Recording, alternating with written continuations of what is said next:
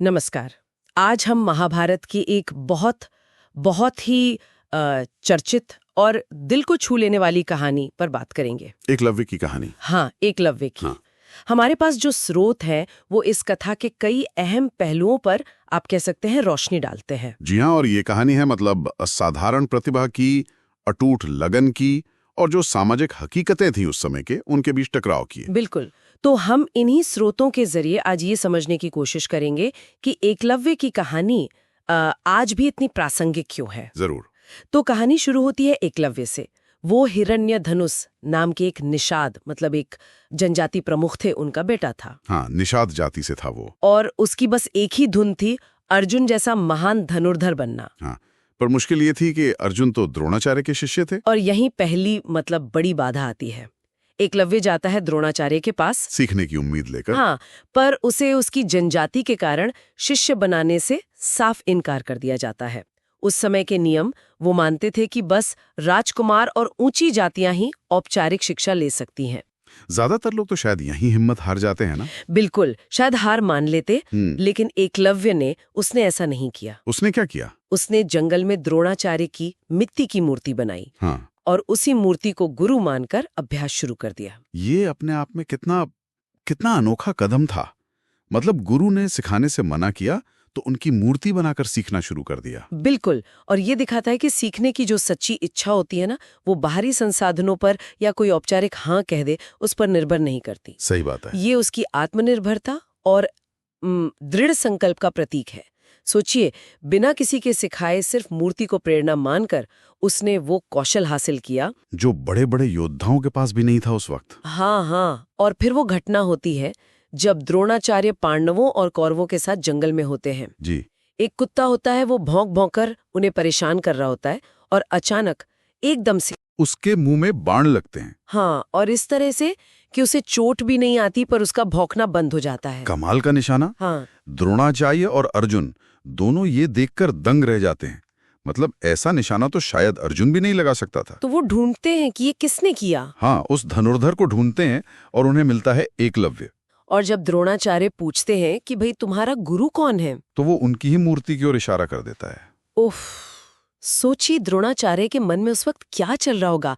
एक तरफ अपने ही जैसा मतलब इतना समर्पित शिष्य, और दूसरी तरफ अर्जुन को सर्वश्रेष्ठ बनाने का अपना वचन। हाँ।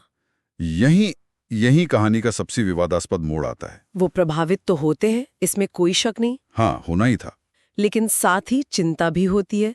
डर होता है कि कहीं ये एकलव्य अर्जुन से बेहतर धनुर्धर ना बन जाए। तो अपने वचन और शायद वो जो सामाजिक दबाव था, हाँ, उसके चलते वे एकलव्य से गुरु दक्षिणा मांगते हैं। और दक्षिणा भी क्या, मतलब दाहिने हाथ का अंगूठा। हाँ, तीर चलाने के लिए जो सबसे जरूरी है। ये मांग तो सीधी सीधी उसका भविष्य, उसका सपना खत्म करने जैसी थी। बिल्कुल।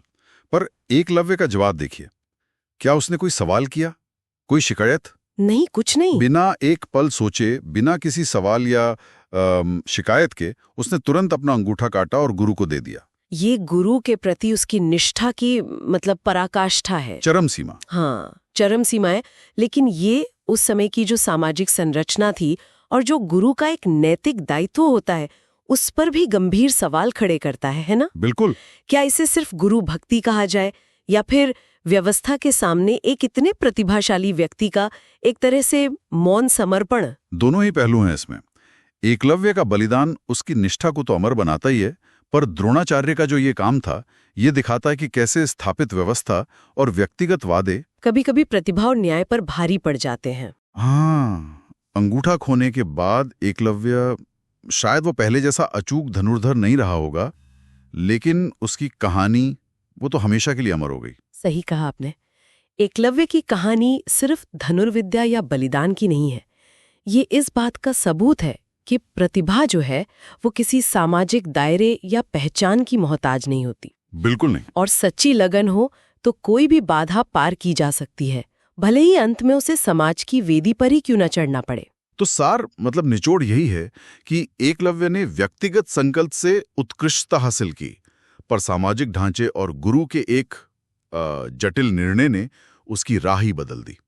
ये कहानी हमें व्यक्तिगत महत्वाकांक्षा, गुरु शिष्य संबंध की नैतिकता और सामाजिक न्याय के बीच जो तनाव है उसको दिखाती है। और ये हमें सोचने पर मजबूर करती है ना, कि क्या ज्ञान और योग्यता पर किसी भी तरह का सामाजिक या जन्म पर आधारित बंधन, क्या वो उचित है? हाँ, ये एक बड़ा सवाल है।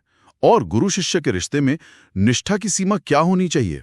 क्या गुरु का हर आदेश शिष्य के भविष्य से ऊपर होता है? ये कुछ ऐसे सवाल हैं जो एकलव्य की कहानी आज भी हमारे सामने रखती है।